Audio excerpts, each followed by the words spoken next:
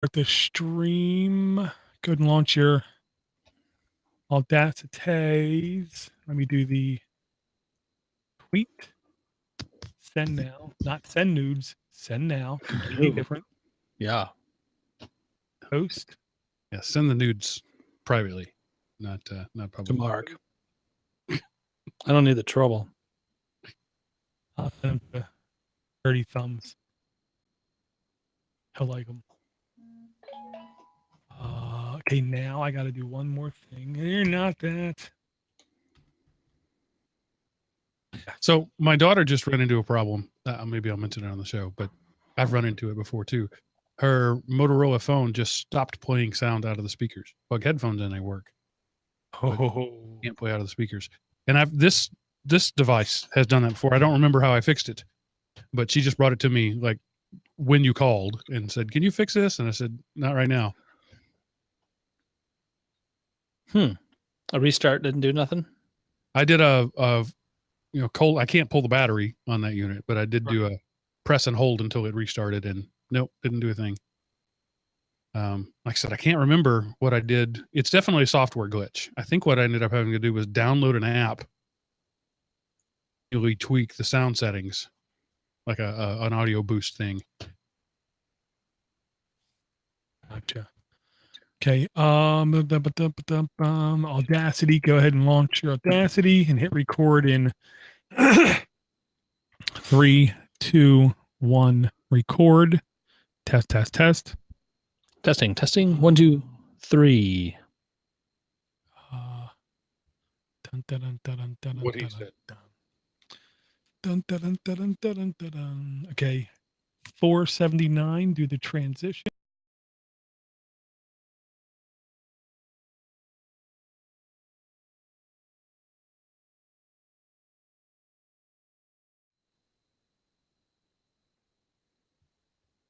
Hey, everybody. Welcome back to the Android App Addicts podcast, episode 479. This is the show where we talk about Android apps, Android hardware, Nintendo Switch, and other such fun stuff. And I am your host, Mark, the Sultan of the Soapbox Cockrell, flanking the real experts behind the show, your friends and mine, DoorToDoorGeek, Steve McLaughlin, and Eric, the executive, the great one, the exalted Poobah Ardini. Hello, gentlemen. Hello, Mark. Exalted Poobah. That's a different one. I'll take it. I got to keep it free. Yeah. Is it Flintstone-ish? Is that what I'm picking up? Yeah, Grand Flintstone? Yeah. Grand Poobah. Yeah. Fred Yeah, was no, in the Water Buffalo Lodge. Yes. Yeah. I said somebody recently to just in general, I wasn't talking to anybody in particular. I said, he kind of looks like Bam Bam. My kid said, who? It was a parenting fail. It really was. Yeah, well, I bet my kids would be the same way, though. I bet. Yeah, I'm pretty sure my kids would just laugh it off and like, yeah, and then not say anything else. Dad said something weird again. Here you go. What was that? Yeah, what's new about that? You know, it's my solemn duty as a father to be quirky and offbeat and to embarrass my children whenever possible. And I take that role seriously. Oh, you should. I mean, it's written in stone. It's your duty. And I like saying the word duty. I think the stones are in Georgia somewhere, aren't they? I don't know. They're rolling around somewhere. I taught my kids about the Roger Ramjet cartoon. That's about the only cartoon I introduced. Well, South Park. I did introduce them to that. We've been cruising through the oldies on Netflix. Andy Griffith Show, Mayberry, RFD, Highway to Heaven, all the old cheesy stuff. Dick Van Dyke Show. Do you like watching they don't that? like it, but I make them watch it. Yeah. Yeah, I couldn't put my kids. I can't. I don't like watching that. Well, I got good news for you, Mark. If you go to hellovictv.com, you can get a free 90-day trial when the network starts. It's going to be a on-demand streaming service where it's going to be nothing more than variety, interview, and comedy shows stretching from the 1950s to 1990. Nice. AKA gold. Pure gold. One of our in between stations, the digital stations, it's 5.1, 5.3. One of those does old like Tonight Show, and it's all talk shows, but the old like 60s and 70s version of it, where you see Elvis clearly plastered out of his mind trying to sit still long enough to give an interview. That stuff is fun. You guys know me. I'm a media fanatic. I don't just watch movies. I examine movies. It's an experience for me. So the reason we're watching those old things is I'm introducing them to the transition between, vaudeville and television, and Dick Van Dyke and those things. They were in that time when we didn't know what to do. Like early radio or early television was just radio shows on camera, and then they turned to being like vaudeville shows on camera. They didn't figure out and they finally hit their stride. And I'm telling them, you're in this transition now where YouTube is trying to be television. They don't know how to be something new yet. And so I want them to see the echoes of history. History doesn't repeat itself, but it does echo. So anyway, nothing is ever just a fun moment at my house. It all turns into a lesson. And every now and then one of my kids will just roll their eyes and say, Dad, can't we just enjoy this? Do we really need a lesson about the physics of the fireworks? Can't we just watch them explode? Well, and of course I would say, can't they do both? I mean, that's just me. But you'll enjoy it so much better if you understand it.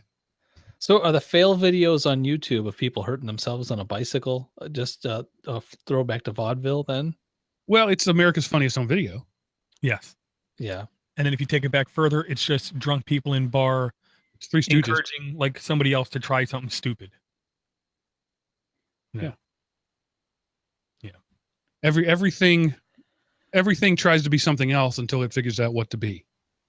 Even this podcast that we're doing, we're emulating radio shows in so many ways because we haven't yet figured out what we want to be. As a media. And every week there is changes, but most of the time they're so subtle, people don't even recognize them unless you actually have the audacity to go back 100 episodes. And I don't encourage anybody to and then go back another 100 episodes, and then go back another 100 episodes, and then go back another 100 episodes, because there's almost 500 of these. Wow. Yeah, now you've got me intrigued. I may want to do that just to hear it. Yeah, every now and then I go back and listen to my old stuff from like 2005, and then I realize, 2010. I wasn't doing this in 2005, and realize I've gotten a lot better, and B, I've still got a long way to go. Yeah, the only constant is change. That's one of the things I keep insisting to my children. Well, there is one constant. I still have a face for radio. Yes. Yeah. I before we go into the hardware or anything, I want to read an email from Ken in Houston. He sent this last week. I was unable to be on the show last week. Did you guys even do a show last week or no? No, I had to drive to Chicago. Actually, I had to visit a Micro Center and a Trader Joe's. Yeah. I was ill to the point of being non-functional most of last week. So I missed. I was glad that I didn't miss the opportunity to read and respond to this email.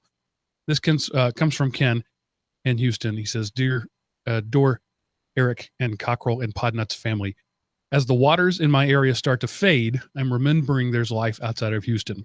I enjoy your podcast and have several apps and hours of knowledge from listening to you all. Seems fitting that I'm thinking of you sitting in a bar, as it's ironically called Underdogs, one of the few places open in my area. There are lines at the grocery stores and Walmart now in areas that did not flood. Words can't express the devastation Houston has seen. It's amazing I've not heard about looting, yay to Houstonians. Thank God I've been spared the flooding and power outages, but today is the first time other than family and work calling that I've thought of the outside world. Thought I would share some pics from my old S6. Sorry, Door, it's a Samsung camera, and I don't know if you're going to put those links up, Door. If interested, I'm going to start a GoFundMe soon so I can help people directly. If interested, I'll send details. Well, the glass is almost empty, and I really want some food I did not cook. Battery 82%, life 100%, and dry. Ken. So sorry if I got the names wrong. I've been listening for years, and you'd think I'd remember the Sultan of the Soapbox, but you're newish. I think it was your first giveaway. Heck, I don't even remember the phone. I need you, Door. Old. Hope not. Ken, I wept as I read this, honestly, and I don't feel unmanly in saying that. To know that in the slightest way, I gave you some enjoyment, some escape from the watery hell that is Houston is humbling and profound. And thank you for sending this email. I got to say, Mark, I felt the same way. I replied back to him, I think, and I felt I was moved, and it was very nice of him to send that email. And I hope everything's good for him and his neighbors and his family. Yeah, I'm not gonna lie. I couldn't even finish reading the email once. I tried and I couldn't. It's impossible. The number one thing I want everyone to remember is we're all humans. Everybody on this network is a human. Every listener is a human. We are all equals. If we can distract Ken while enjoying his frosty beverage, hopefully it's frosty beverage, for even 30 seconds and just make him do a little smirk just once, I'm fine. I don't need anything else. Again, ever. I'll say this, Ken. I personally believe in supporting people as much as possible, not organizations. Please let us know people who need support, and I can tell you I will do everything in my power to help them as much as I possibly can and help spread the word as much as I possibly can. I don't like hearing the fringe niche horror stories of organizations not being able to fulfill their obligations, their societal obligations to help people. I love it when I can help people directly, and I know people that I'm helping are actually helping those other people again, kind of thing. I believe you were the first one, and I want to say it might have been a Samsung Galaxy Nexus, possibly was the giveaway. Is what's coming to mind. It was so long ago. Ken, you have no idea how bad I want to come down to Texas, buy you a steak, because if you're in Texas, you have to have a big monstrous steak and a frosty beverage and just help you guys out. I am from Texas, North Texas, not the Houston area, but I have friends and loved ones in that area. Some have not seen their homes in 2 weeks. Some have been chased out of their homes and are unable to get back. It's a terrible thing. As Hurricane Irma blew through Puerto Rico just yesterday, I have a coworker who has family there. She hasn't heard from them in a few days because there's no communication. Hurricane's bearing down now on Florida. Friends of mine are running from Florida. And as I say these things, I talk about friends and coworkers. I realize that a lot of these people I met through sitting behind this microphone doing a podcast. It's more than just banter. It's connections. I never lose sight of the fact that I have this intimate relationship. I'm literally inside your head, in your headphones in a way that nobody else or few other people ever are. And I'm powerless in Georgia. There's nothing I can do to help. And even if I were in Texas, there's probably not much I could do. I don't have a boat. I don't have rescue skills, but I like to think that in some way I'm connected to those people there. My heart is with you. My prayers are with you. Those who pray know that I am in prayer daily for those who are suffering. This is unprecedented in recorded history. Again, in spite of all of that Ken would take the time to send us an email is humbling in a way that I can't even express. So thanks, Ken. Thank you. Seriously. Yeah. And to other listeners in other places, whether you're in New York, France, Australia, whatever, the only people I want to communicate with are the people who, let's just say, like right now, pre-ordered a Note 8 or something like that.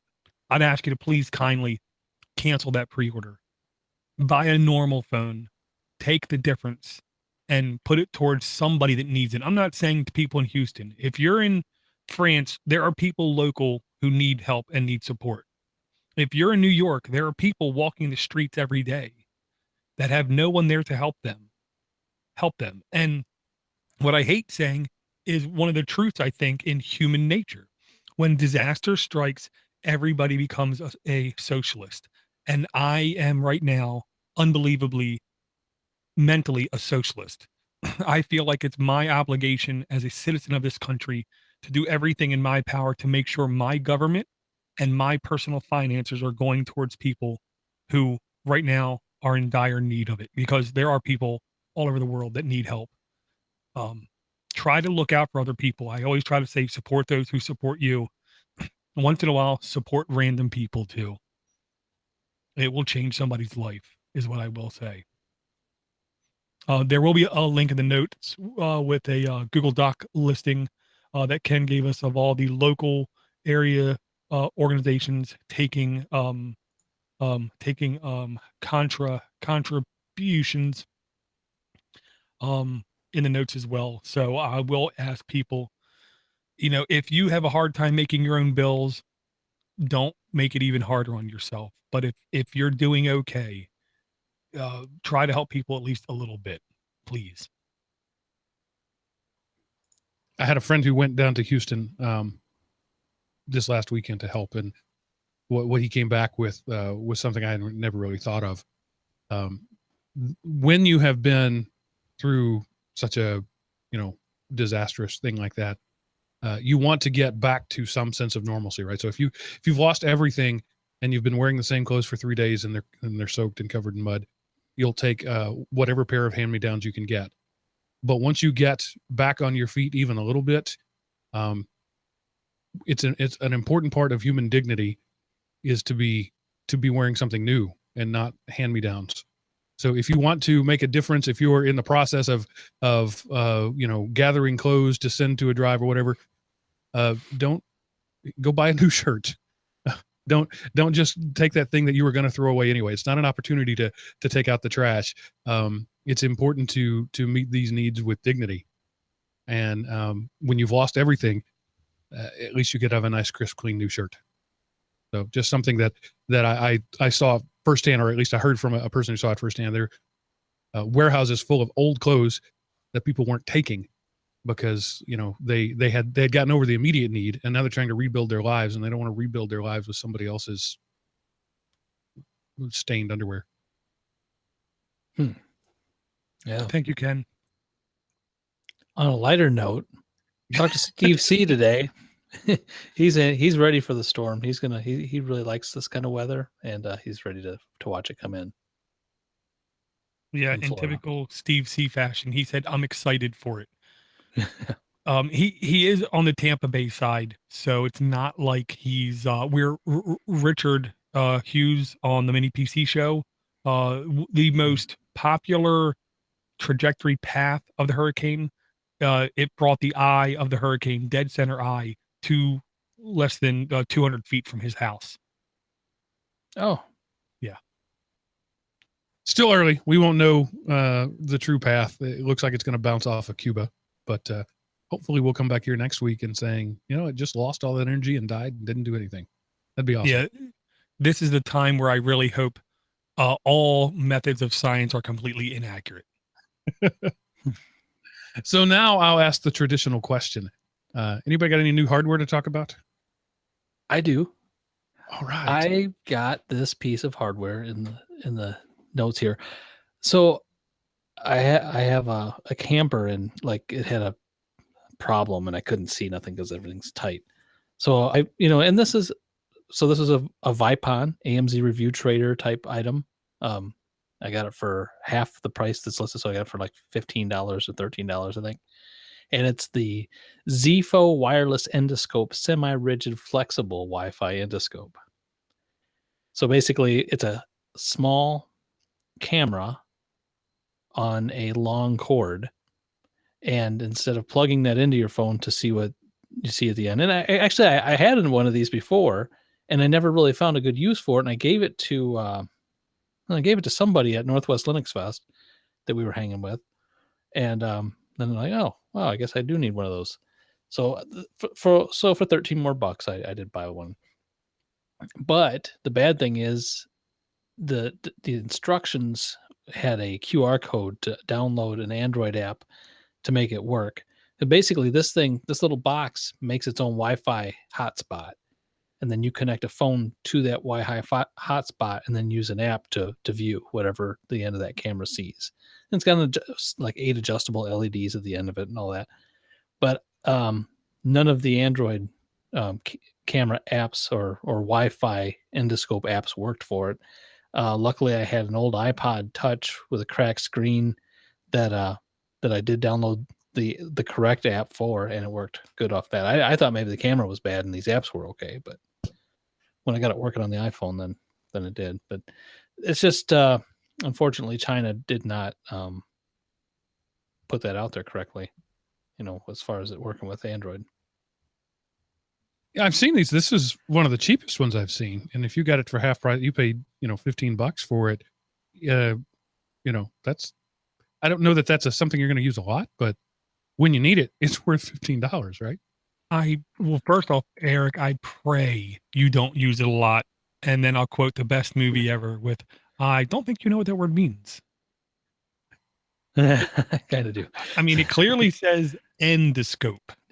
And it could be used for that, I suppose. It's semi-rigid. I love the picture on the Amazon site where we're flexible, other brands are soft, and it's literally a floppy, phallic sort of thing there. It's I don't know that they meant to do that, but even if it's semi-rigid. Who doesn't want to be semi-rigid after a certain age? Just saying.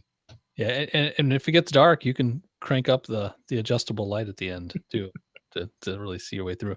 Now that I'm scrolling down through in this Amazon listing, though, it does say the HDC app. So I did not try that app. Maybe I'll give that another try. I was just using all the ones that they had listed in the instruction manual, and like the Apple QR code went nowhere at all. I don't know. But anyway, they didn't have a MoQo app that worked in the Android store. Is this you saying mine's not working? Is it compatible with the Google Pixel? Is that you? Did you write that? No, I don't have a Pixel. Okay. So in a completely unrelated but slightly related note, I just want to give a shout out to Mopar. I have a Dodge Ram pickup truck, and it's 2008, so it's 11 years old, and it's gotten to where I had to prop the hood up with a broomstick. The little struts went out. So I called a buddy of mine who works at an auto parts store, and he was like, "It's $95." Yeah, it's $95. I'll cut a broomstick off. That's fine. So I went looking and found a third-party replacement part on Amazon, probably straight out of China for $30. And I wish I had it in front of me, but I wasn't planning to talk about this. Props to 7-year-old Chinese slave girls for making something that is well engineered and worked perfectly. The only tool I needed was a small flat-headed screwdriver, and pop the old struts off, pop the new ones on. Works like a champ. So props to good engineering. Nice. If you've ever worked on an old pickup truck, that's a singular experience. For something to work and take 5 minutes doesn't happen very often. Man, I was working on an old pickup truck doing some trailer brake lighting, routing and stuff. First of all, at least you're on the right side of the truck. If you're underneath an old pickup truck, it's constantly rust and dirt falling into your eyes. And that's no fun. It took me 2 days to hook up those trailer lights and stop blowing fuses. And I had it hooked up, but then it would blow a fuse every time I hit the brake light or hit the brake pedal. So once we got past that, we're okay. But man, I probably still have chunks of crap in my eyes. One of my first cars in high school was a 67 Chevy C10 half-ton pickup truck. It was the old 3-speed on the column transmission. One of the worst design linkages ever. Periodically it would break, and I'd have to crawl under it with a paper clip or a hairpin or something to repair the linkage because I couldn't afford the 69-cent part at the hardware store that actually fixes it. But yeah, I know all about crawling under rusty old trucks from that. It got me through high school, and literally the day I pulled into the parking lot at college, the water pump fell off of it. I'm not being hyperbolic. Literally fell off of it in the parking lot.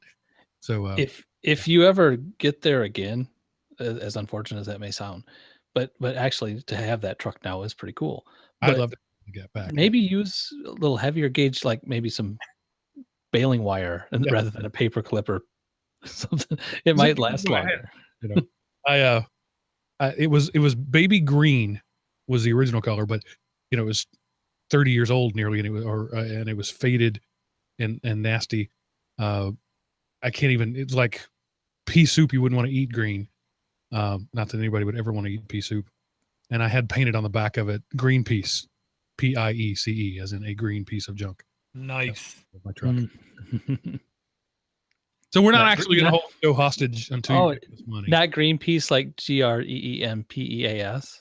No, it was GRE and PIECE. Right. Like a POS. I don't have the hardware, but I do want to just show one thing here. It's a book, Ubuntu Mate, a guide for computer users upgrading from Windows OS X, from Windows or OS X by Larry Bushy, host of the Going Linux podcast. This book is available on Amazon. 2 people this week sending me an email. I don't care what you say in the email. I will reapply, ask for your address, and I'll send you a copy of this book. I want to help promote his book because he is a really nice guy who does a really nice podcast and who helps everybody emphatically. One of the most normal podcasting hosts outside of Podnutz is the nicest words I can say about him. So support those who support you. More than once in the past, I emailed Larry a question that I knew he would know the answer to, and in no time at all, I got a thorough reapply with the exact answer that I needed. So I want to support him back. Really good job. Bought the book. Just support Larry. I just bought it. Thank you, Dor. Good man. Thank you very much. And I will say we do have plenty of apps. Yeah, we're not going to hold the show hostage right now. But it works. When people ask me, why do I keep getting spam? I always tell them the reason you get spam today is because somebody bought from it yesterday. And it worked. You people donated when we held the show hostage. Don't make us do it again. It's on you now. That's all I'm going to say. Yeah. So, Eric, Dor, bring us our first app, please. Okay, first app. Let me hit tab a couple times on my thing. Oh, well, this is an easy. This is a gimme app that basically has to come to the show. Because we've been looking for this. We, the greater public at large, have been looking for this app for a very long time. And now it's finally real and available. Amazon Prime Video, previously to watch on Android tablets, you had to do workarounds. You had to use Firefox. You had to use FlashFox. You had to do this trick. You had to do that trick. You then had to go to Amazon, give them your phone number, download an APK, and all this other kind of stuff. They finally broke down, and I don't even know if Google allowed them to do it because it doesn't take any money, so it shouldn't have been an issue for that. But either way, now on Google Play, you can download the official Amazon Prime Video Android app and watch all of your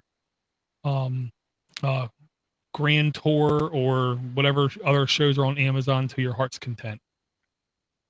So much better way to browse the selection of Amazon Video than on a Roku or on it's just this is my preferred method to just look at the entire library quickly, because I don't even know what's on Amazon. Every now and then I'll go on and there's a Amazon Video. We can see what's new on there, and then I don't know. I can't wait. I haven't tried this yet, but I just want to say in the Google Play posting there, the center image of the first image is a picture of me with my name under it. So that's pretty cool. I didn't know that was out there. But of course, this was before you let your beard grow out. Right. It was in my younger days. Yeah. But that's it's an early adult film. No, it's not. Yeah. The only thing I don't know is if this can be Chromecast. I'm going to guess not, But I will also say it does say you can also stream content from HBO, Showtime, and Stars inside the US at least.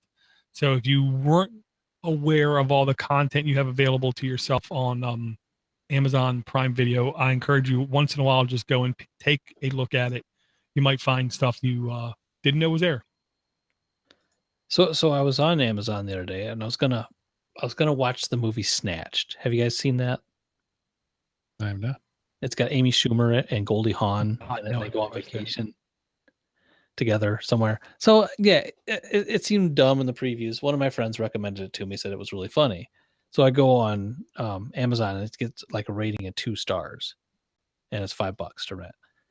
So I'm like, yeah, you know what? Well, I ended up watching a movie and a half of Amazon other movies that were in the comedy section that were chick flicks that weren't even funny at all, that were like rated 5 stars. I'm like, man, you know what? I'm just going to go with my friends' recommendations and not Amazon's recommendations as far as star ratings, because these ones I would never, neither of them would I have rated over 2 stars. So don't judge movies by their rating star numbers. That's probably about as accurate as their products sometimes, maybe. Unless it's an Amy Schumer movie, I'm pretty sure you can probably trust that. That what? It's going to be 2-star? And it's going to suck horribly. Or it's going to be... Everybody's down on Amy Schumer so much, man. Because she's not funny and she's a comedian. I found her funny. Yeah. Once? Oh, okay. While you guys were talking, I have the Amazon Prime app on my phone. I've had it for a while. I'm not able to Chromecast it. So there you go. Yeah, that's what I was afraid of. And by the way, tonight is opening night of the NFL, and I'm here with you guys. Really? That shows how much I love you guys. Now, it's not my beloved Cowboys playing, but still, it's the first game of the season, and I'm here podcasting. So, well, okay, Mark. Sports. First off, the number 1 running back isn't playing, so you're not going to be able to see that anyway. 2, who are they playing?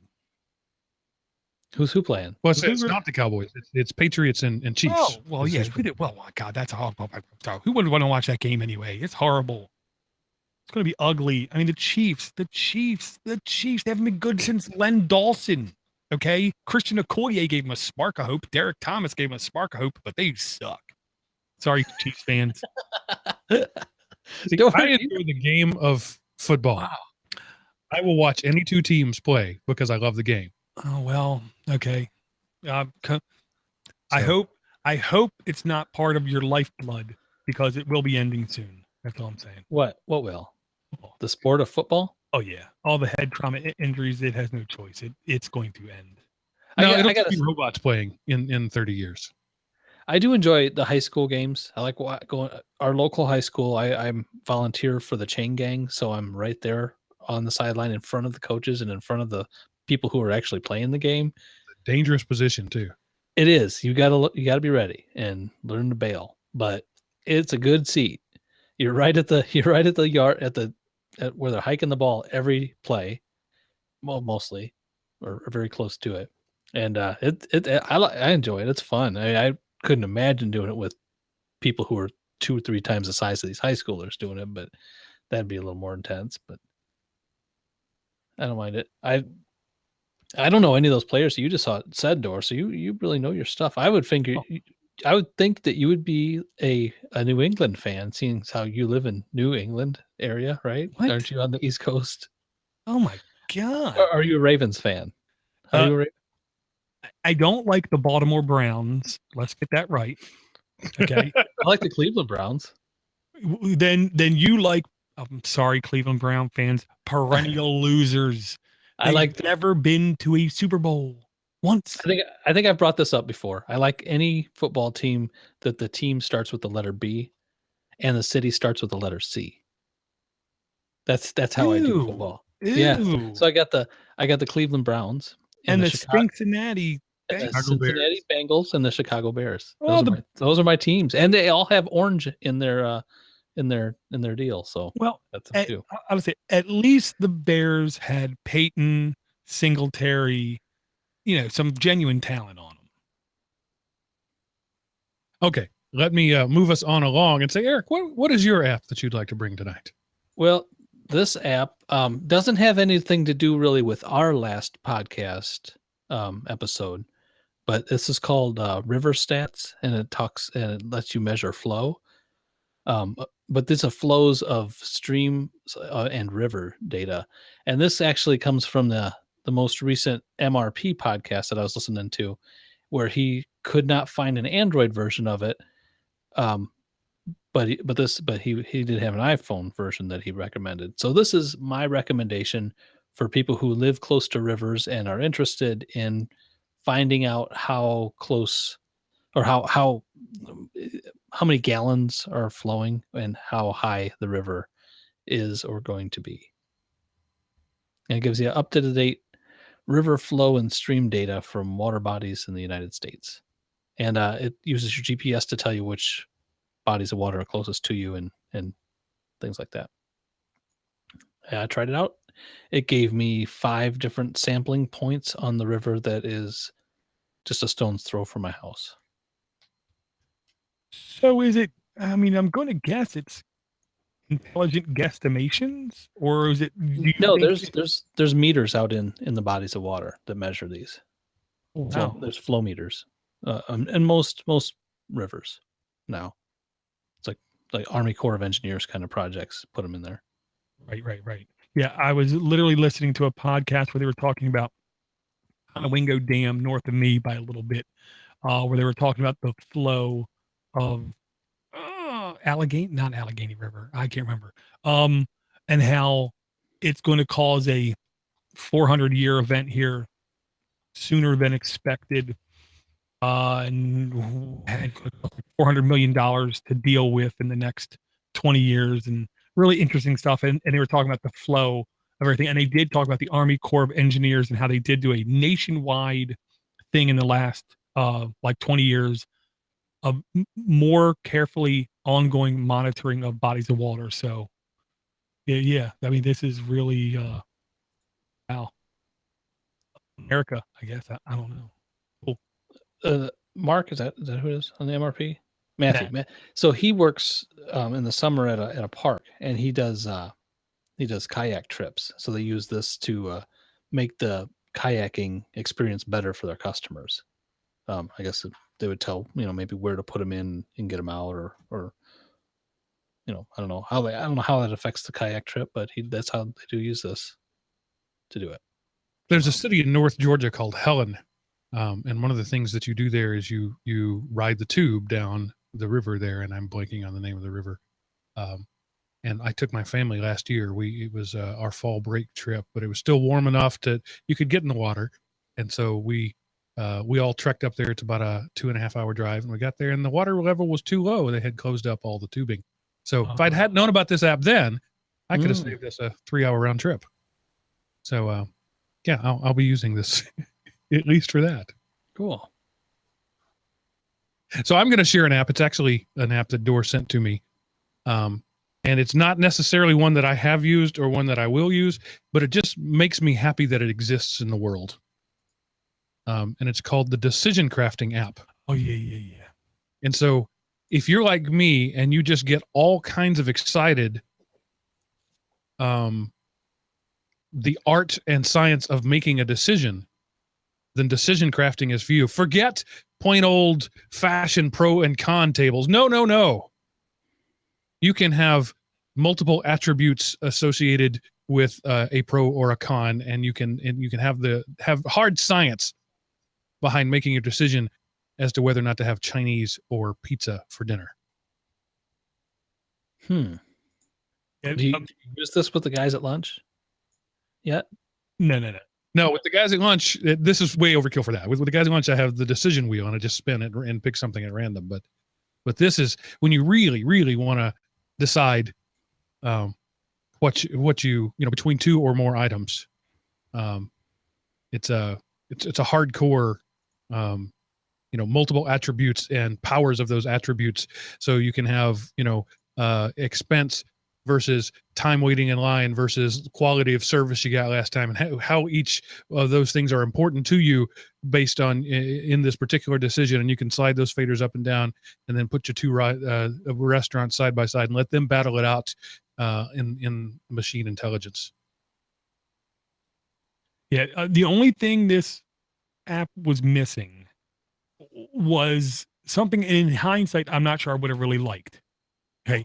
Which is the ability to take this, post it, and allow for someone to either put a friend or colleague to put in their 2 cents or to modify weights. So like what you consider to be a heavier weight, like the service is worth this much in the value rating, and they could say, well, really, because this, and then you could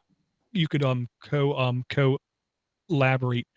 Was the only thing this was missing. I did play with it, and I was genuinely impressed at the only friendly word I can think is the level of analness you could bring to this was outstanding.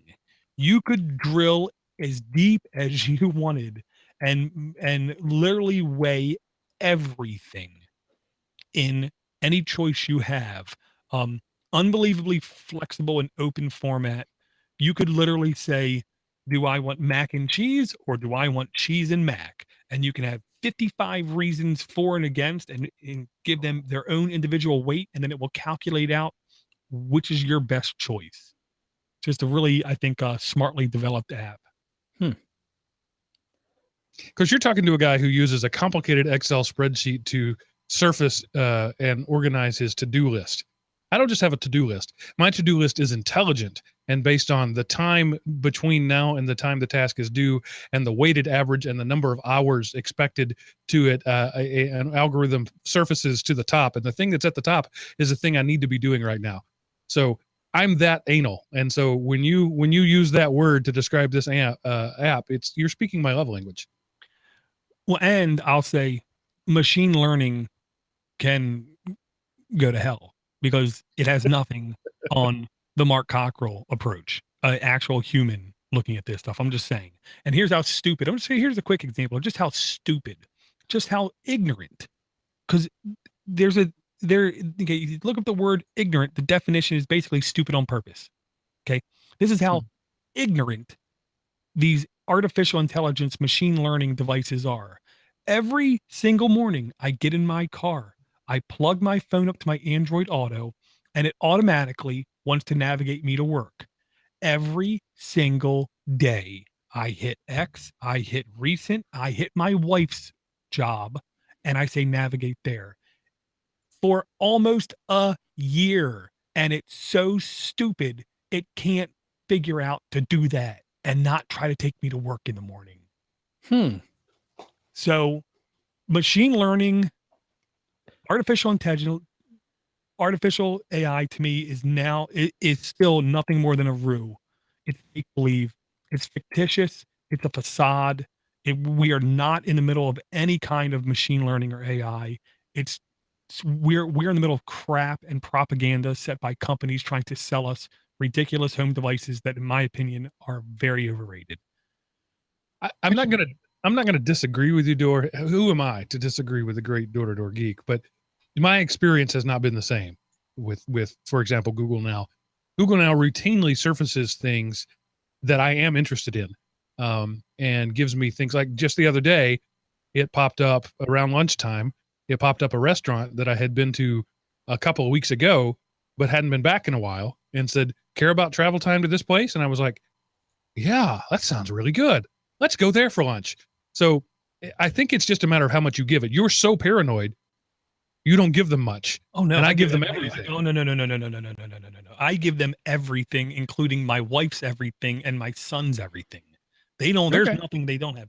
I will say everything I said was completely anecdotal, and it was just one of the things that gets in. Like, to quote Peter Griffin, it grinds my gears that and I'm not going to lie. I know I could just go into it and say, redefine my work as my wife's work, and then every morning it would navigate us to the right place. I know I can do that. I don't want to do that. I want the damn thing to work right. Well, see, for example, in my Google Now, on Sunday mornings at about the right time, it'll pop up the donut shop on the way to church.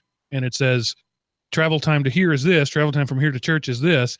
So it's, maybe I'm just more regular than you are. I do the same thing all the time, but No. just a very different experience. 5 days a week, every day. I first thing in the morning drive from my house to her job. Now, the only difference is we literally pull up, stop for 3 seconds. She gets out, she gets her bag out. I give her a kiss. She walks into the office. I get back in the car and then I drive to work. So So it thinks that's just a preferred route. It doesn't know it's a stop. Sure. Does it route you that way? No, it never does. Well, then no.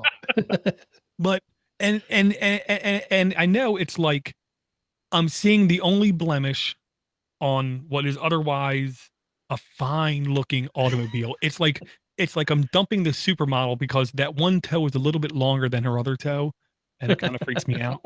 Bit of a So, low toe. and I know that, and I'm acknowledging that publicly, but it just completely drives me bonkers that every day I got to do it. And then when it does that, I'll complain about something else. I really feel like I should be on your show, Mark. I'm just saying. Well, you're welcome anytime. Just show up. I know, but I'm sure Miles. I don't want to take Miles' spot. He's doing really good. Well, I didn't say I'm going to throw anybody off for you. I know. I said that. All right. Well, now we're back to you, Door. Okay. Next one I'm going to bring is actually a weird one. This is a weird one that I've literally kept tucked away for well over a week now. And I was debating, do I want to show this to Eric? Do I want to show this to Eric? Do I want to just bring it? And I just decided I'm just going to bring it. Just bring it. I do believe there is a yes, legitimacy to AR. I'm not a VR fan. I'm not an AR fan. I'm just a computer fan kind of thing. But this is the kind of little niche side AR thing that I think could be unbelievably fun or awesome, especially for younger ones to discover and explore. Give them a reason to get out of the freaking house for at least a little bit and go look around. It's called Landmark, and it's LANDMARK, AR virtual based graffiti, unreleased by Mitchell Augustin, Arts and Design, E for everyone. This is a unreleased app, may be unstable, no cost, no in-app purchase, no ad. Between 100 and 500 installs, updated August 29th, 2017. All it basically is you take your phone out, you load the app, it loads your camera, you can then point it around and see virtual graffiti on things. So it's like nobody can see it unless they pull out their phone and look at the actual AR. It's the kind of thing I'm infatuated with the idea of it, because then you can like secretly transmit messages back and forth, or have like inside baseball secrets. I love this. This is really the kind of thing that I think could get young minds or immature minds interested in exploring the world. This could be the next Pokemon Go. Well, and of course, you can create your own graffiti on it. So quite literally, you have a crush on a girl, and you can go by her house, pull out the app, draw in her house, I heart you. And then you can send her a link to the app and say, look at your house and this, and she can get that surprise secret message that wouldn't be creepy at all. Yeah. Yeah. Yeah. I just thought it was cool. And this is the kind of AR where I really want to see, more than likely, this is the kind of thing I could see other applications pulling into their own ecosystem, whether it be Instagram or I don't know, Snap. I feel like John Travolta GIF, Snapchat. People are still using that? What the hell? Why? I don't know. Obviously, I'm like, people still eat Vienna sausages. Why? I don't get it. I don't know. I digress. I've been known to eat a Vienna sausage every now and then. Eric. You're also the guy that drank beer 30. I love you, Eric. Yeah. Hey, I found an app that was similar to this. I can't remember what it was called now, but it was similar to this in the fact that it was an AR app, but you had a number of characters you could add into your video, and you could resize them, and they do a little, like one of them was a Spider-Man. You could have a Spider-Man like jump from you to your sister if you were taking a video of yourself and your sister, or things like that. That just adding unreal things to your pictures and videos is about, it's going to be a big thing. So you'll never be able to believe anything that happens ever. Could also be useful if you're house searching. Take a picture of the house, make a quick note on it for your own use later. Yeah, that could be a useful use for this thing. Yeah, and share with your loved one's spouse and say, hey, go look at this house. You can point at this and say, look, this shingle is falling off the roof. This thing's going to need a new roof sooner than later. So immediately, let's ask for $5,000 off the price of the house. Or, something like that. And then you can send your realtor right over to the same picture, and he can see exactly what you're trying to tell him. This thing's falling off. All right. I was going to read another email, but my Chrome is not cooperating. So, hey, Eric, give me 30 seconds here, and I can share the screen. Well, I'll do a quick app then, because I don't want to talk too much about this one. You were talking about these AI things. There's an unreleased one called Replika, and basically I installed it and I started messing with it. Replika Unreleased, Replika. It just asks you tons of questions about your day and your life, and it just keeps asking and asking and asking, and you level up by the more things you say to it. But in the end, though, the end game of this is not only will it steal all of your information about everything you do, but it will provide you with a bit of a diary or a history to look back on later at some point. You can go back and see how you were or how your days were going and things like that as the promise when it comes around. It's by Luca Inc. Let's throw it out there for now. I don't get it. Yeah, I did see this, and I'm not going to lie, Eric, I had very mixed feelings about this, because what this is the kind of thing where if you're a isolated, antisocial, depressed, younger person, you might get too affected or connected into this thing and spend a little bit too much time speaking to what is essentially a what was the word? Your fictional friend, your imaginary friend. Mm-hmm. I can see that. To me, that's what I equated this to. This is something where you can basically have an imaginary friend. And the weird thing too was, being the unreleased app that it is, you gotta get in line because it's only by invitation.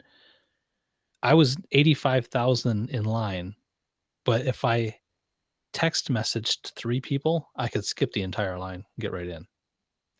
Well, they might have started at 84,999, just saying. So I gave them an unused Google Voice number. I gave them Google themselves' number, and I gave them my wife's number. Yeah, because you're okay with giving that number out. Yeah. And like the very she first, does not have a smartphone. Oh, okay. The very first screenshot was the example of what kind of mildly, at least, gave me the heebie-jeebies. It freaked me out. It says, Replika loves you and cares for you. Anamorphosizing, I can't say the word. Yeah, I felt more Replika is nosy. I wasn't feeling the love as much. I felt uncomfortable answering the questions Replika was asking with that soon, without developing a relationship at all. Yeah. It wants to become human. Is that what one of the things said? I don't know. It just freaks me out. And wants to become the most human AI. Okay. That was a little scary there. Well, Replika. but then in wanting to become the most human AI, it should talk and be talked to instead of typing back and forth stuff. Well, this is the modern version of the Alice project. You guys remember the Alice project? It was I think it was MIT. They created an IRC chatbot, and the idea was to create a learning system by interacting with other people, and so that you could, it was trying to pass the Turing test, to have a conversation with a computer without knowing that you were conversing with a computer. But back then, I'm talking. God, I'm so old. I'm talking like 93 here, back before there were graphical browsers. That's how long this was, where you had to constrain the conversation really tightly. It gave you a scenario. You just walked into your first day of your college history classroom.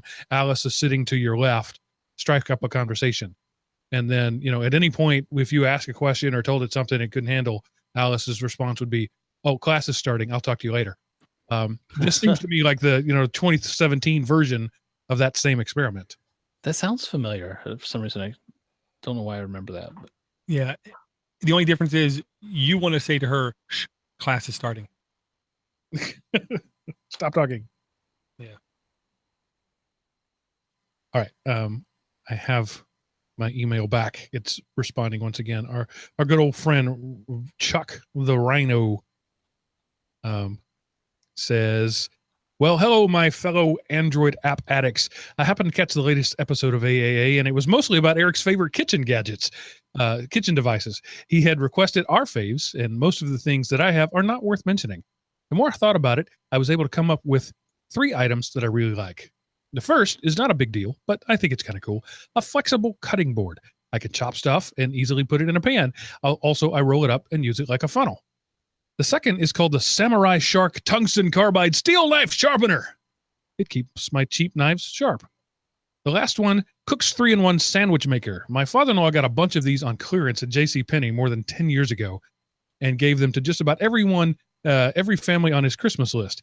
It comes with 3 sets of metal plates to make pocket sandwiches, pressed sandwiches, and waffles. I've been using this thing a lot since the last show. I've made burritos, ham and cheese tortilla wraps, grilled sandwiches, and even hot dogs. It's a really nice machine, but not so good as a waffle maker. I have an app reference. I have apps in reference to your Essential Apps program, but that can wait. Thank you so much for your show. It's just wonderful. Peace, the Rhino." I will say the 3-in-1 sandwich maker, I'm always infatuated with the idea of those things. You know what I mean? Always. And then whenever I got one of the things that could help either make breakfast sandwiches or panini type sandwiches, I was always at least a little bit underwhelmed at what it could do. The breakfast sandwich maker is a good product. I couldn't afford the 3-in-1 version, but back in the day I had the pocket sandwich maker. It was, it was 2 triangles, on each slice of bread. That thing would make some killer grilled cheese. That's all it was good for, but it was really good at that. Well, yeah, and I used to put ham in mine just because. Pepperoni? Yeah, see, but the only thing that really worked for me good was a out and brown trick, which takes much longer, which is you take bricks, literally bricks, you wrap them in aluminum foil and you stick them in your oven and you let them heat up. And then you take your sandwich and you put it between the bricks and you let the bricks wait. Smash it down and flatten it like a panini. It worked. I mean, technically, and I didn't set the house on fire, so success. Bonus. And the foldable cutting board. That's smart. I never thought about that. That's 3 gadgets in one. You got the funnel and the colander, I guess, to move your cut up meat into, or cut up pieces of whatever into the pan. And the cutting board itself. Yeah, I want a flexible cutting board. I don't know why I don't have one. No good reason is what I'll say. You probably go to the Dollar Tree and get one. They're just basically plastic sheet. You could take, if you have a sled that you've never used, same stuff. A sled? Yeah, like the roll-up sled you go sledding with. Like the thin plastic ones. The best kind. The best sled is one that is very flexible and not rigid at all. Roll up. See, I come from Texas where a sled is an inverted car hood. You take the hood off an old car, you turn it upside down, you drag it behind a pickup truck. That's the only sledding that we do around here. That's kind of that's a fireplace here. Yeah, see, you say sled. The only thing that comes to mind is National Lampoon's Christmas Vacation and the disc Nice. and the wax. That's the only thing going through my head. You guys got Not for me, Clark. If I get this this steel plate in my head dented, we can't part my hair right. Yeah. Okay. Door, it's now your turn. Okay, I'm gonna bring a game to the show that I maybe discovered a couple days ago, but I just started playing it like today, and oh my goodness. It struck that right thing in me. I'm gonna say, if you knew the older games, Sim City, the old Sim City, or the game maybe more appropriately Populous. This game is at least reminiscent of Populous and SimCity kind of. It's called the Battle of Polytopia. When you load the app on your device, it's just called Polytopia. It's in your P's. It's by Midjwam, AB, Strategy, everyone 10 and up. Does have some sort of in-app purchase, which I haven't ran into. 0 ads. Completely free to download. 58,000 reviews, 4.7 average reviews. Updated June 15, 2017. 1 million and 5 million installs. Current version, Atlantis. The hell does that even mean? I have no idea. The watery, I guess wet. This is a top-down 3/4 look on the world. Portrait mode only, I believe. It's slightly Minecrafty, blocky looking, but there's definitely a good amount of strategy goes into how you progress. You're dropped on a land, you only see maybe 10% of it when the game starts. You have to explore, expand your culture, knowledge, and science, battle enemies, upgrade, take over towns, upgrade towns, create routes, trading routes, a bunch of different stuff. And each individual game is maybe, if you're really good, probably 20-ish minutes. If you're not good, maybe a half an hour total for each game. Maybe, I'm going to say half an hour, probably less than that. But it was just enough to not destroy me the first time I played the game.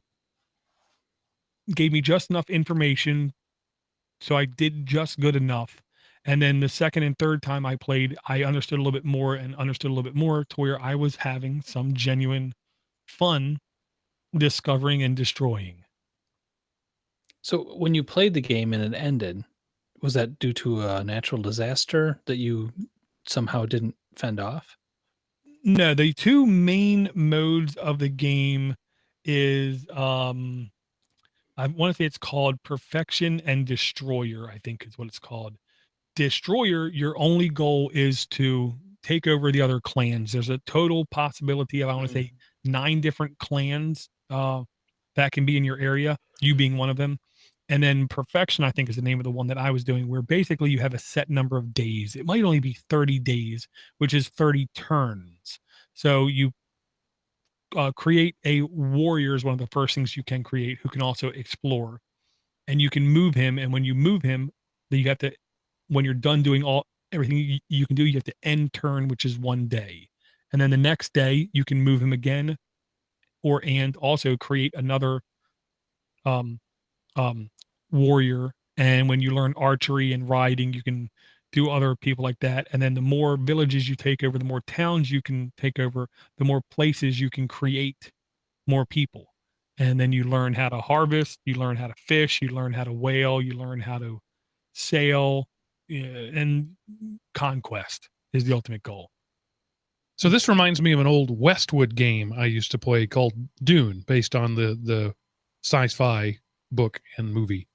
You could play House Ordos, House Atreides, House Harkonnen, and you would walk around and mine the spice and bring the spice back and build armies and then go attack people.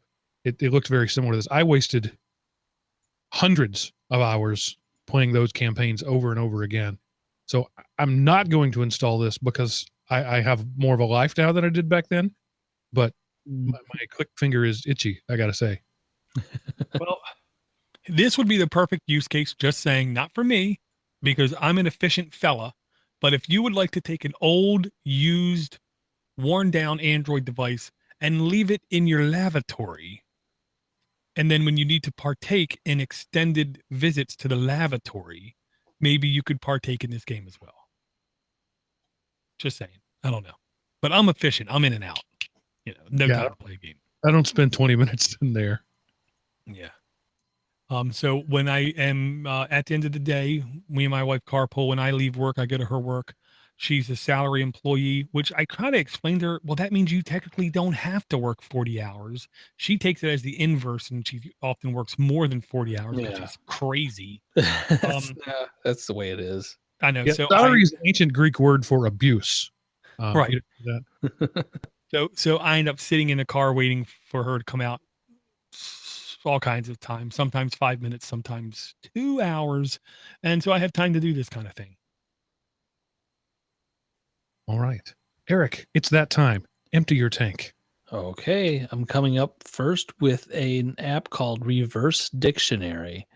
This is an app that lets you describe the word you're trying to figure out in a couple different ways, and it'll help you. It tries to help you get the best results. So you can do like it sounds like this word, or it means this, and then it's supposed to get to the kind of like playing Jeopardy, I guess, sort of in any way. So you got an actual reverse dictionary, sounds like and spelled like. Rhyming, though, no. So if you want to come up with the word door, you can't say the word more. It'll only come up with a bunch of M words somehow. This is a crossword puzzle player's best friend. Oh yeah, that's true. Yeah, I never found the use case for it yet, but yeah, that's you. I think you hit it right on the head. It's like a thesaurus on steroids. Mm-hmm. Yeah, and I thought, why didn't they call it thesaurus at first? But then they had the sounds like thing, so I guess all right. Yeah, I'll say the first thing that came to my mind was the old show, because I'm old. The $25,000 pyramid. Yeah. Well, because like one of the screenshots says green fruit, and then it says avocado, cucumber, apple, kiwi, lime, grape, olive, watermelon, and I could see people on that show running through that kind of things that are green, things that are round, things. Yeah. And I'll just say, I miss Dick Clark. He was a really entertaining fella. All right, next up, Eric. All right, next up is a game called Loner. This is an endless flyer game, I guess I would say it, but this is like a total kind of Zen thing where you're flying an airplane basically into the darkness with just a little bit of light, and you use your controls. So it's basically like you slide up one side and down the other side in a landscape mode to like steer left and right, and put both thumbs up to raise your airplane up, or put them both down and go down a little bit. It's got beautiful music in the background. It's supposed to be like some kind of a relaxing type game. But it's like a flight simulator meets meditation, I would say, pretty much. Is there an objective, obstacles? Yes. Into the darkness, there will be these different shapes that you have to fly through without hitting the edges of them. Got it. So almost kind of like the old pilot wings going through hoops and circles, maybe. Yeah, I didn't have to do any hoops. It's just like basically you fly. It's not, you're not like in a tunnel of it. It's just they come up one after another, and you just have to rotate your vehicle to get through them. It did give me some weird, I don't know, some very weird like I'm here I'm here to heal you, and like you are my angel, kind of. I don't know if it was helping me, encouragement. I don't know exactly what they're trying to say there.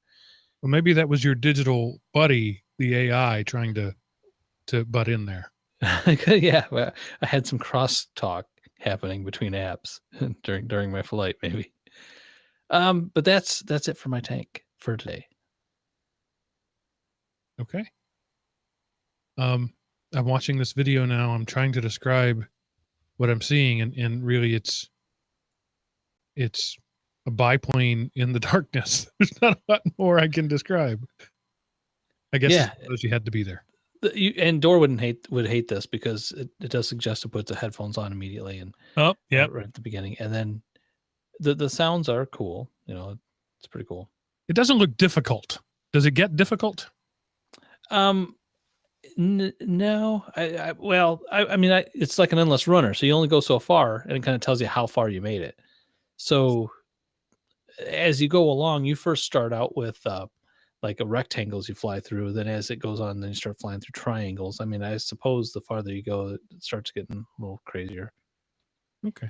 Yeah, I mean, it's a broad winged plane, so there's a lot more surface area. And because it's a prop type plane, you're not maneuverable like a stunt plane would be, kind of thing. So if it takes you a couple seconds to realize the shape that's in front of you, it might be difficult to make the shape because you're not flying really fast. But it is, I'll say, good looking.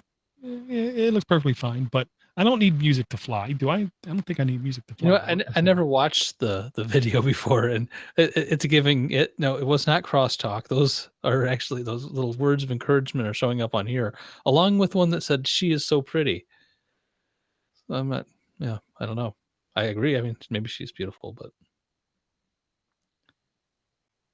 yeah. Rhino says I should read the reviews. Uh-oh. If Rhino says so, I agree. Rob Conacher says, nothing but a black screen. Actually thought for a second it was a joke app as I was starting to stare at my reflection in the screen. Loner, it's not true. I have friends. No, I do honestly. Let me know when you fixed it. I'll rescore. So I'm with him on that, because when I installed this on my Nexus 5X, that's all I got was a black screen. And honestly, that happened for two different apps and I installed them on my Note 4, and they both installed and played. So there's something going on with Oreo and certain apps not running, just turning to a black screen, and that's it. Nicholas Petrocarlo says the English translations in this story aren't perfect and are filled with grammatical errors. This isn't some flashy game filled with ever-increasing challenges. It's more of a test of endurance. It's meant to bring you to a feeling of solitude. The dark atmosphere and melancholy soundtrack help to make you feel truly alone. Headphones are definitely recommended. My only complaints are the mistranslations, and that I'd like the controls to be more sensitive. Solid time killer. Yeah, I agree with all that. Wow, this game is awesome. It teaches us patience, how to have faith in something, and not to lose hope. I just recommended this game to my fellas, but I didn't understand the ending. Did Loner reunite with Alma? Please reply. I don't know. I didn't get there. I don't know what that means. Maybe we need Loner 2? Yeah, the return of Alma. Okay. Maybe Alma's some sort of wing walker that fell off or something. Well, Alma means soul in about 7 different languages. So I'm going to say that has something to do with it. That it's Loner looking to reunite with his own soul. Oh, okay. All the wing walkers I knew were named Alma. That's why. Okay. How many was that? Just this one. All right, Mr. Geek, Mr. Door to Door. Okay. Unload.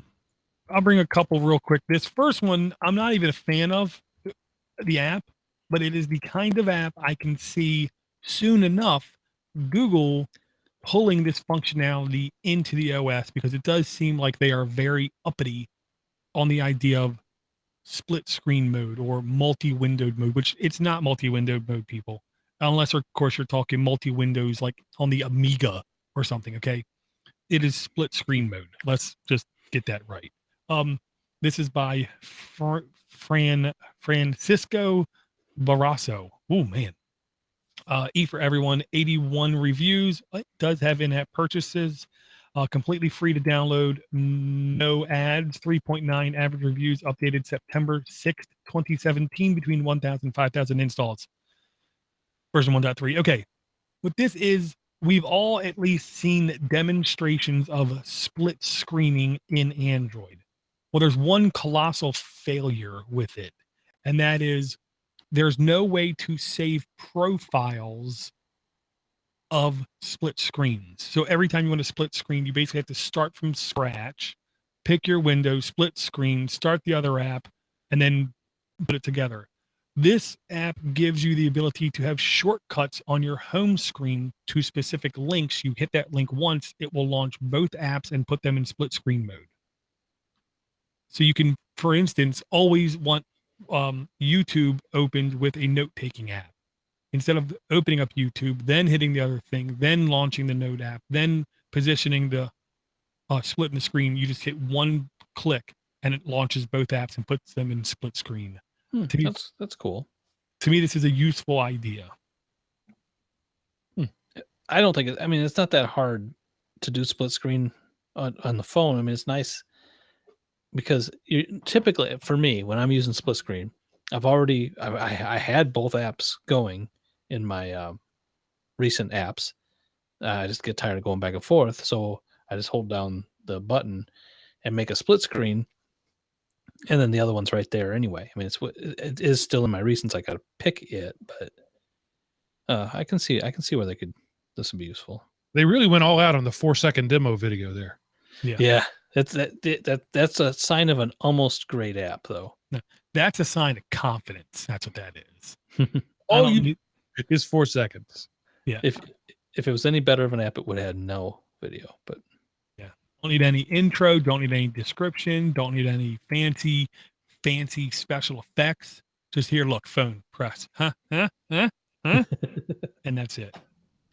Okay, next one I want to bring is complicated. Is the only way I can put it. This is called Tick 80, and I honestly am going to plead ignorance. I think Tick is a reference to something. I don't know what.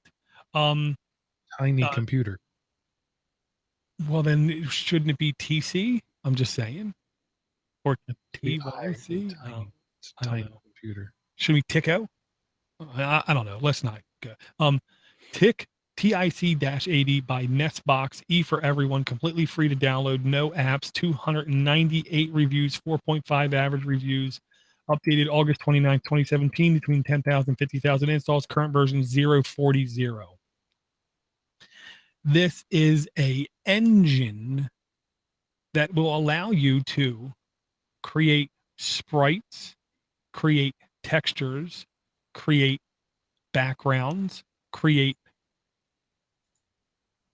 layouts, create characters, and create interactions. And it will let you create music too. So it's basically a game generation app. I'm sure you could use it for other things besides games, but that's what it's made for. It has a 16 color palette, 256 8x8 color sprites. So this is definitely meant to emulate older computing environments. The code editor, I will say, is, I don't want to say simple, but it's simple. If you go look up videos on YouTube, you can find a lot of people who created their own levels, their own games, their own sprites, their own animations on the sprites, like swinging a sword or getting killed kind of thing, where they basically put time to this. And I do believe it's a website too. That's the thing I forgot. We come down, we hit visit developer website. We get redirected to tick.computer. You can learn, create, play. So you don't even need the Android app per se to create it. You can create it all on your phone, copy it down to your, you can do all the creation on your computer. Sorry, and then play the game on your phone. Like in everything from orchestrating and tracking the music is what it's called. It's like a piano roll creator type tool, and make your own game. I do like how that demonstrated how you do the animation where they're rolling across the different pictures of the guy and he moves as you roll across it. Oh, you get that from the website, not from the app store. I don't know, man. This is like, it'd be great for if you're making games for a smartwatch from 1998. It's just I take it as a good learning experience. If you want to show someone how to create games, I think this could be a good thing. Isn't there something like this though with much? Seems like there's a newer version of this kind of thing. Yeah, no, I guess this is fundamentals though. This is your cornerstone type thing. Yeah, and if you click play on TikTok computer, you can right there in the web interface play games right there, or you can hit download the cart to your device. They also, of course, have like emulations of Tetris, Sonic, and of course custom that's games. Cool. Yeah. Okay. All right. Cool. All right. No more naysaying. This is cool. Oh, I got Eric. That's good. Looks like the 6th level of hell to me. I could not even imagine trying to create a game on a 5-inch screen. Well, if you scroll all the way down, if you hit play and scroll all the way down, I see where we're at. The very last game in the play page. Okay. It's a reinvented board game for 2 players. Hold S for help. By Jolly Jolly. By Jojo Jolly. Nice. Well, that's the thing, Mark. If you want to, you can create it on a full desktop computer or laptop, and then just download the cartridge to your phone, kind of thing. So the phone is really secondary. You can do everything you want on a full desktop computer. I just brought the app as a tie-in to the show. It's just Java, and Java will work anywhere. I hate Java. I take it back. I take everything back. Okay, I'm going to bring one more game, and it's only because it's one of those games I think is just beautiful. It's called Subdivision Infinity. Marked T for teen. I'm really not sure why it's marked T for teen, and it does have a video. I'm sorry. By Crescent Moon Games. T for teen does have in-app purchases, completely free to download. 2,843 reviews, 4.5 average ratings. Updated August 31st, 2017, between 10,000 and 50,000 installs. Current version 1.0.6304. This is not what I was expecting. When you said Subdivision Infinity, I thought you meant Aurora, Illinois. But this is really different. The only way I could describe this game, it's not good, because the mechanics is almost like the old game Descent or the old Star Wars cabinet. The old Star Wars game. That's the first thing I was thinking of, yeah. And I do believe there is at least one of the more modern space simulator games, StarCraft, maybe has an aspect. This has an aspect of StarCraft in it. It isn't realistic. It's hyper realistic, but I still think it's gorgeous. I think it looks really smooth, really good space combat. It looks like to me what's going on. Very artistic. So it's hard to control the third dimension where you like have to roll down to get to something. Is that the problem? I'm not going to say it's a problem. I will say it's going to take some getting used to. It's the kind of game where as soon as you pick it up, you'll be able to do at least some piloting very instinctively and easy. And some of it, you're going to have to like contort yourself, or you can look at trying to change the controls. I don't know how your mileage will vary is what I'll say. So it's on-screen controls. Yeah, I use the dual stick controls where the one stick is basically up, down, left, and right. And the other one was shooting, and I believe was also looking. You could look in a different direction than you were aiming. But you're always throttling forward at all times. You could speed up and slow down if I recall correctly. Okay. Yeah, it's very Star Wars-ish. Yeah. I Beautiful. just thought it looked good. All right, is that it? I'm not bringing. Oh man, my son, he's hooked. I love my son. He asked me. He asked me if I knew what I created, and he said, "What?" And he said, "You created a monster. That's what you did." Ooh. I accidentally introduced him to this game called Virtual Beggar by Treetop Crew. E for Everyone does have some sort of ads, does have in-app purchase. I can't even recall the ads. I believe on one of the screens of there was a lower third ad. 99,848 reviews, completely free to download. 4.5 average reviews. Updated August 28th, 2017, between 1 million and 5 million installs, version 3.03. The gist of this game, this is like an endless tapper, is what I call this, because I don't know what else to call it. Where you're begging, and you can get power-ups to make a single coin turn into 2 coins or 3 or 4 coins, and you have to basically nonstop beg, but you can get enough money to start businesses, have gold sunglasses, have a jet, but the bottom line is when you want money, you still go out and beg. So, yeah, I shouldn't have showed him this, is what I'll say. I really shouldn't have showed this to him. Sorry, son. It looks fun. I mean, it actually looks really fun. Well, I knew something was wrong when, like, if you picture yourself, a small person hunched over, creepily tapping on the screen like a mentally deranged piano player. And that's what I keep seeing now every day, because because he has a bigger phone where it literally can do 10 touches at the same time. So he sits there and just nonstop taps with as many fingers on the phone to beg for as much money as possible. And I'm afraid that he's going to keep playing this for an extended period of time. So you can have him hook up a capacitive stylus to a turntable of some sort that spins and taps as it goes, see, and then he can go to bed and still be begging. Mark, I'm terrified to introduce that level of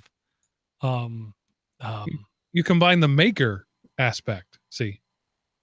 Well, I know, but it's like we all have powers to do things in this world, and I want to steer him towards positive things and not virtually begging things. I'm not going to say no. Fill the oceans.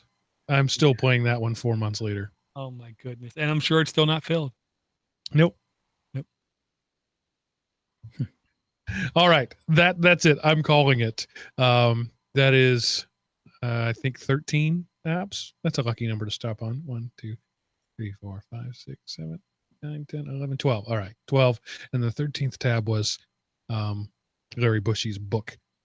So Amazon Prime Video by Amazon, Riverstats by 406 Digital, Decision Crafting by Adrian something, Landmark, AR-based virtual graffiti by Mitchell Augustin, Replika by Luca Inc., Battle of Polytopia by Mijiwan AB, Reverse Dictionary by Micah Ceylon, I'm going to go, Loner by Compo Games, Split Screen by Francisco Barroso, Tick 80 by Nestbox Education, Subdivision Infinity by Crescent Moon Games, and Virtual Beggar by Treetop Crew. 12 apps. We did you right this week. Now, this is the part of the show where I say, hey guys, any final words of wisdom? What if there was one message? If nobody listened to anything else we had to say and only listened to the next 30 seconds, Eric, what message would you like for them to hear? Oh boy, you really put me on the spot, Mark. I'm gonna say, I I don't know. I wasn't ready. I wasn't ready. So we're gonna take this time to let Door build up a little bit to give us his words of wisdom. The love you make is equal to the love you take. Paul McCartney said it best. Just saying. He said it first, anyway. Yeah, I could have done some kind of a song lyric. That's a good idea. I will use my 30 seconds to say patreon.com/Android App Addicts. Make your donation, make your pledge, stand up and be heard in support of those who support you. And since nobody else is saying anything, I guess that's my turn to say thanks, everybody. We'll see you next week, because that's it for this episode of the Android App Addicts. You just said it too good, Mark.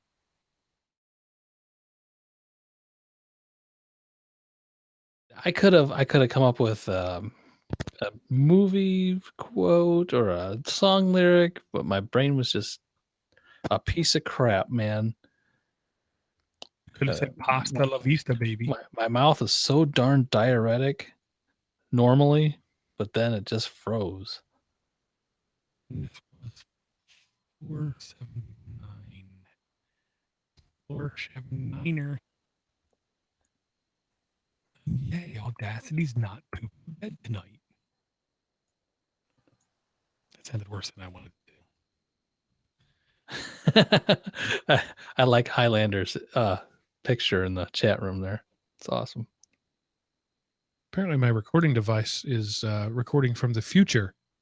It was timestamped this as 9/8/2017. So tomorrow you should get this recording, Door. That's fine.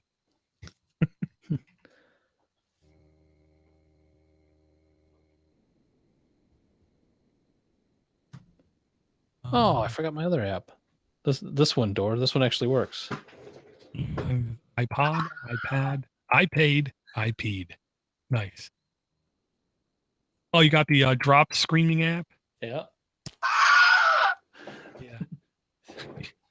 So you load it, and then as your phone's falling to the ground, you can hear it scream for its life. That's the Wilhelm scream, too. Oh, you're right. I didn't pick up on that. It's been in like what? Like Every like, movie ever. Yeah, like 6,000. I think when someone tried to count, they were like, I'm done. I'm not counting anymore. Yeah, and I didn't know about that until I'm going to say maybe late 90s, early 2000s. I knew nothing about it. And I heard it all those times, and of course, never connected the dots kind of thing. I got a party. I got a potty, not party. Right on, dude. That's a disgusting party. Thursday night, man. Yeah. Oh, yeah, same thing. Take your device with you so you can have it there. Don't stay 20. If he's going to be 20 minutes, I'm not going to stay around that long. Oh, yeah. He didn't take his device. I watched. You were watching him go to the bathroom.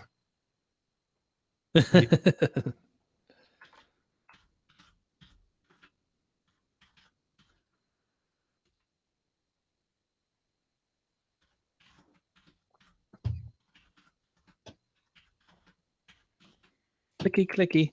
Oh, I love Micro Center. You get a Micro Center close to you? I do. It's so nice. We have no. We used to have a Staples. We used to have a Radio Shack. We have nothing. Now I drive 2 hours and go to Micro Center. I never heard of Micro Center until I moved here. There aren't any in Texas. What's the terrible place? Fry's is what we have in Texas. Terrible. Yeah, no, even that, as terrible as it may sound, all we have is Walmart. That's it. So you get your selection of 3 keyboards, 6 mice. 4 of them are $10 or less. Yeah, the Fry's thing, they'll advertise like hard drive. NVIDIA's 128 gig video card for $19, and they'll have 1 in stock. Hmm. So you run down there, and then that's sold out, but this one for $3.99. is it's a good one to go. Ye old bait and switch. Yes. And then, yeah, Fry's is a terrible experience, and yet they're one of the largest computer stores still in existence. You know what's the worst though? I don't know if you've ever been. Have you ever been to an H.H. Gregg? Oh, they're gone. I have one time. Yes, a furniture store, right? No, it's They're well, Best Buy. computers, Maybe I'm electronics. thinking of something else. Well, you don't have to worry about them because basically they're going out of Like a business. CompUSA or yeah, like one of those, right? Yeah, there's just everything is. If you want to pay 30% more, That's the name I was thinking of. which Circuit City, yeah, Circuit City and CompUSA were the same, yeah. Yeah. But no, H.H. Gregg is just. I don't understand how they ever. Well, do that. they were launched with the goal written, their company mantra, to kill Best Buy because they hated Best Buy. The owner hated Best Buy so much. He said, I'm going to take them out of business. I'm going to set up shop right next to every Best Buy I possibly can and take them out of business. Unfortunately, they didn't carry the right stuff, enough stuff. They were always slightly more expensive. And every time I walked into a store, the people were completely incompetent. Now, what I heard was when you get a job there, if you don't sell any product at the end of your pay time, you owe them money, which is a good reason why the place failed, because that sounds like a really bad arrangement as far as I'm concerned. The only thing I almost bought from H.H. Gregg was it, and I'm not sure exactly why they had it, but it was patio chairs for outdoor. It was like a side by side, his and her patio chair but they had like one would be facing the other one and they'd fold up, but they were electric. Kind of like the toilet seats. Remote control electric patio chairs. And I'm like, how well is that going to hold up outside? How long do you keep your electric motors just out there to prop up the back of your patio chair? And it was like $100. It was usually like 500, but I didn't buy it. The only time I ever went to one of those was we were looking at refrigerators, and we didn't get past like the first 10 yards where they had the fridges, and they were all way overpriced, and we turned around and left. That was my H.H. Gregg experience. Yep. I went in there Everybody's, I think. 1 year to get a Roku. No Roku of any kind in the store. And I just looked at him. I said, really? None? Not one. Too many Roku-like devices. I said to the guy, because I really don't want to go to Best Buy. He said, got a Chromecast. That's not the same thing at all. Apple TV. Yes, that was very disappointing. And then my buddy said, yeah, his brother worked for him for like 30 days. And then his brother said quite literally, if you don't sell anything in the whole like pay period, at the end of the pay period, you owe them money. You have to pay them for the right to be there in the store. It sounded like criminal. I was like, that doesn't sound even legal. All right, guys, I'm out. The next 2 weeks are going to be iffy for me. I'm working long distances and long hours, so I may not be able to make it back in time to do a show. I'll let you know as we go, but just heads up. Roger. Thank you, man. See ya. See you later. Oh, man. Oh. Okay, I got to check out one thing. One thing really quick. I need to upload my file here. Oh, man. I'm so wishing it was Friday. Oh, wait, it almost is. Almost is. Yeah, but, I still got to go to work.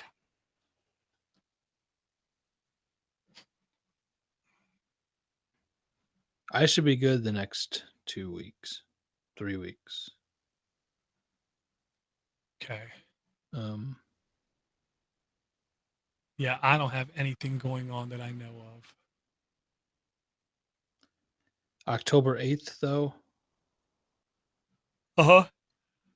I'm gone. Yeah, starting October. So the 12th, I will not be available. That whole week I'm in Springfield. Springfield. Yep.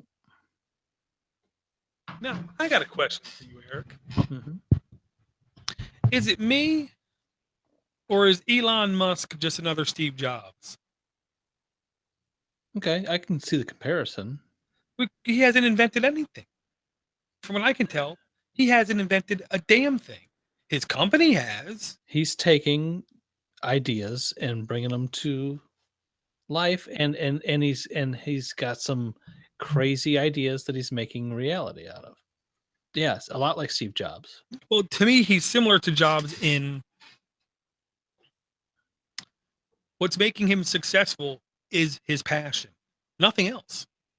It's people hear him say stuff and they believe him. Well, yeah, Elon Musk said that. If you go on YouTube and you see this car stock kicking the crap out of nitrous injected basically kicking the crap out of the cars that were the fastest until his stock car rolled up next to him. To me, that's pretty cool. Well, the car is cool itself, but I will never get one. They can't go long distances and they take too long to charge. I'll never get a Corvette either, but I love them. Well, I think they're great. Oh no, if I could, I'd get a Corvette. And if I could, I'd get a Tesla. If I had the choice between the two, I'd get a Tesla. I would never get a Tesla. You can't take it anywhere. Sure you can. I don't hardly ever drive 400 miles. Can't take it anywhere, man. Yeah, I could take it everywhere. Everywhere I go. I mean, I can walk to work. Well, I know, that's what I'm saying. But anywhere outside your town, if I'm going to Chicago, there's superchargers all over the place. Well, okay, first off, if I go to a mall, there's a supercharger there. I beg you, when you go there, the Amtrak station, look at the superchargers. Because most of the time, see if they're in disrepair. No, you can't charge because other cars park in them. Or when there isn't, there's somebody else already using it. There's never enough. The one I see most is at the Amtrak station in Bloomington Normal, and I've never seen a Tesla plugged into it. But that's been a I've been there twice, and it's been a year since I saw it. But I see a lot more Teslas around. Yeah, there's a lot of Maseratis for some reason lately too. Oh, I haven't seen Maseratis. I don't know what's going on in our town. Yeah, there's two guys at work who are contractors who have Teslas, and they're sweet. I mean, don't get me wrong, they're fantastic. But it's like the cable company and bandwidth, they purposely under provision. I mean, they promise all this speed, yet if you calculate the speed versus their pipe, they can never deliver it. There's never going to be enough rapid charging stations. Now, when the big boys, Ford, GMC, blah, blah, blah, when they start offering similar type vehicles, then it's going to become a lot more ubiquitous. You know what I mean? Stuff's going to be a lot more available. But with just Tesla, it's like, I mean, the only place I could take it is back and forth to work. And I'd much rather buy a $15,000 car to do that than a, 60 or whatever. What about the $30,000 one they're coming out with? I'd still rather buy what I have now, a $14,000 car. I guess it depends on. I mean, you can easily go to work and back with that charge, though, if you charged it overnight. Oh, I could get the even cheaper Nissan Leaf. Oh yeah, but doesn't that? Oh yeah, that's only like 100 and some miles. Nissan Leaf is full electric. It goes 200 miles. Yeah, 200 or like 215 or something. Yeah, because it's technically 26 miles each way to work. Yeah, but that's $30,000 for the Leaf. You could get the. I'd rather have one. I'd rather have the Tesla for the same amount of money. Any day. You know what I mean? Well, the one still isn't really shipping yet, right? The cheap one is just now starting to roll off. Well, whatever. There's a huge line. Yeah, a couple people have gotten them, but yeah, and the thing is, the difference to me, Steve Jobs and him, is I don't want to say morals, but intention. I think is the difference. Steve Jobs just wanted to become famous and stinking rich and rule the world, is the impression I got. Where Elon Musk wants to be famous, important, and rule the world doing what he thinks is good things. I think, you know, I don't, if you'd have told me when I graduated high school that they were going to scrap the space shuttle program and go back to flying rockets, but the rockets yeah, were going to land themselves I know. and be reusable, I'd have been like, no. Yeah, you're high. Yeah. Yeah, Hey, you know what? It's our high school is the Rock Falls Rockets, and we're cool again now. You know, there you go. we felt like shit when we were the space shuttle age, and we were still the Rockets. It's like, Right. you guys are that old thing that they used to do. Yeah, and I mean, the only thing that it hasn't happened yet that he's been promising the whole time is better battery technology. I mean, realistically, batteries essentially haven't changed for a long time.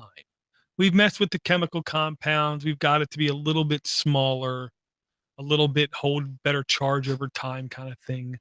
But we still haven't really broken that layer.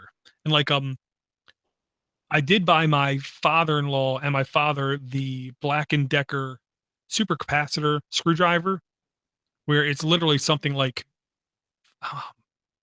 50 hours of continuous turning. You put it on the charger and it charges it in 90 seconds. Hmm. I mean, it's crazy.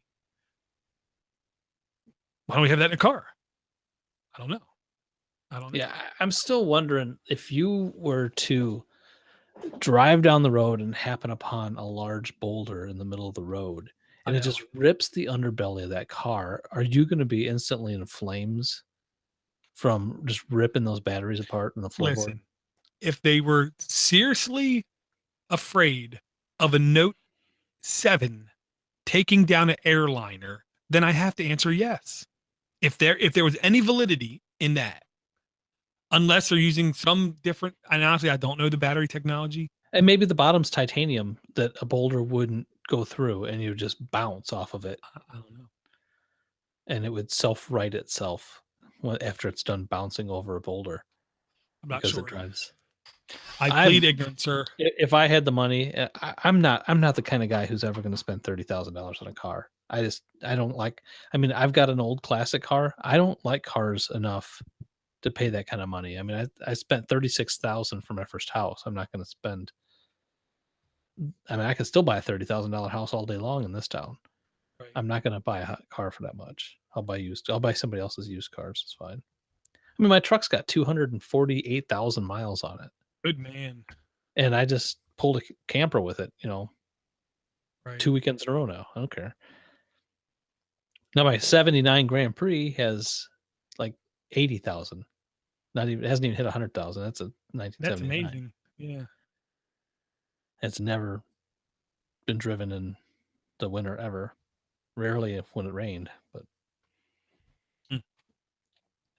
So how are you and your car? What's going on? Did you get a new one picked out yet, or? Yeah, I mean, she works for a car dealership, so we went into her associative, I'm going to say, Chevy dealership and got a Chevy Spark, which is actually $100 less a month in car payments.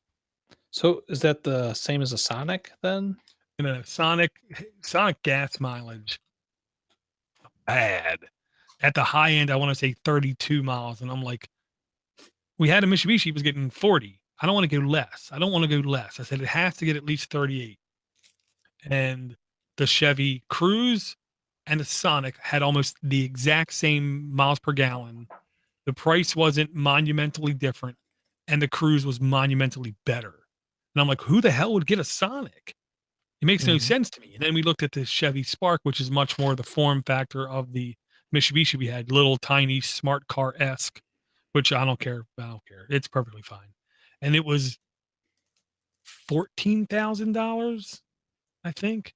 So this is cool. Yeah. So this is technically only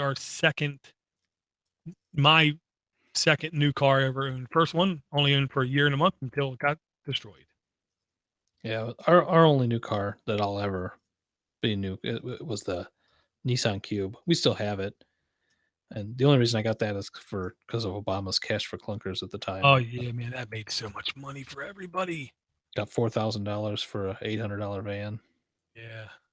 Oh yeah, and unfortunately, that happened right around the time of another great hurricane. Can't remember the name, and because of that, in the state of Maryland, we had a crazy influx of out-of-state vehicles coming into our state that were just, completely waterlogged. Oh yeah, yeah. They That's were, gonna be a thing again. oh yeah, you know it. Somebody's going. So yeah, I told everybody I know for the next 18 months, do whatever you have to do in your power to not buy a used car. Yeah. Period. Because you will. The odds are too great. I You're gonna remember go bad. I remember during times when I was in the car business, you'd see them and you could spot them instantly. Yeah. I'm going to stop this stream so I can correctly edit this thing. All right, guys.